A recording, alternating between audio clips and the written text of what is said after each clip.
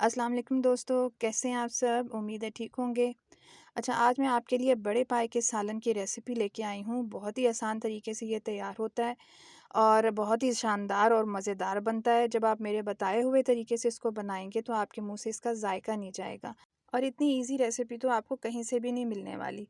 गोश्त भी बहुत गला हुआ है, शोरबा आप देखें कितना थिक सा है, ना बहुत पतला और ना बहुत गाढ़ा है। तो चलिए झट से स्टार्ट करते हैं। सबसे पहले हमने पाए ले लिए हैं, ये 2 पाए हैं। और ये बीफ पाए हैं, इनको हमने अच्छी तरह धो लिया है। और अब मैं इसको बर्तन में निकाल दूंगी और बर्तन को पूरा पानी से भर दूंगी।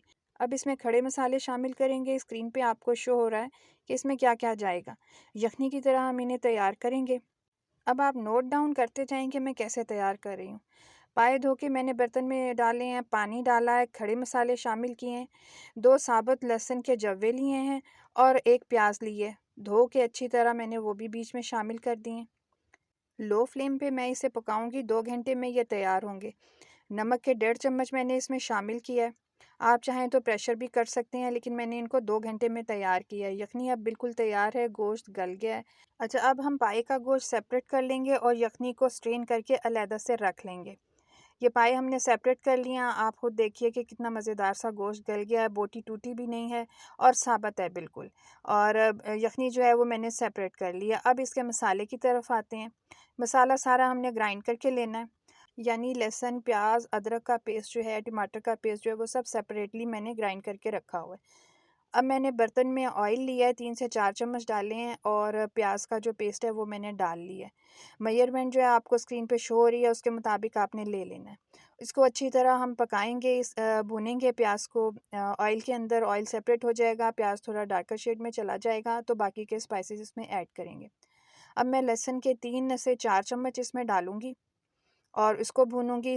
फिर अदरक के भी 3 से 4 चम्मच ऐड करूंगी और इस मसाले को इकट्ठा भून लूँगी। थोड़ा सा भूनने के बाद मैं इसमें टमाटर का पेस्ट ऐड करूंगी और इस मसाले को अच्छी तरह से भून लेना है।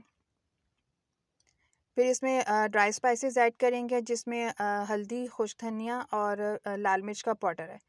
अच्छी तरह भूनेंगे। किसी चीज़ की भी कमी बेशी हो वो आप अपनी मर्ज़ी से पूरी कर सकते हैं। जब मसाले की अच्छी तरह भुनाई हो जाएगी तो इसमें आपने पाए की यखनी जो सेपरेट करके निकाली हुई थी वो शामिल कर देंगे और उसको इस मसाले के साथ थोड़ा सा पकाएंगे। पहले तेज़ आंच पे और उसके बाद थोड़ी सी हल्की आंच पे पकाएंगे ताकि यखनी और मसाला जो है वो यकजान हो जाए। अच्छा, शोरबा अब हमारा तैयार है बिल्कुल। कंसिस्टेंसी शोरबे की आपने अपनी मर्ज़ी के मुताबिक रख लेनी है। और पाए का गोश्त जो है अब हम इस शोरबे में शामिल कर देंगे और इसको भी थोड़ी देर के लिए पकाएंगे ताकि सालन पूरी तरह से तैयार हो जाए। आपने इसको हल्की आंच पे रख लेना है और थोड़ी देर पका के आपने चूल्हा बंद कर देना है। सालन हमारा मज़ेदार सा तैयार है।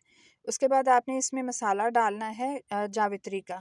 जायफल ले लें, जावित्री ले लें, दोनों को मिक्स करके ग्राइंड करके अपने पास रख लें और खानों में शामिल किया करें। इसकी बहुत अच्छी खुशबू आती है। अच्छा, अब मैंने छोटा चम्मच आधा इस मसाले का बीच में ऐड किया है। अगर आपको लगे कि इसकी खुशबू अभी नहीं आ रही है तो आप थोड़ा सा और भी ऐड कर सकते हैं, लेकिन इतना एनफ है। अब मज़ेदार सा बड़े पाए का सालन तैयार है।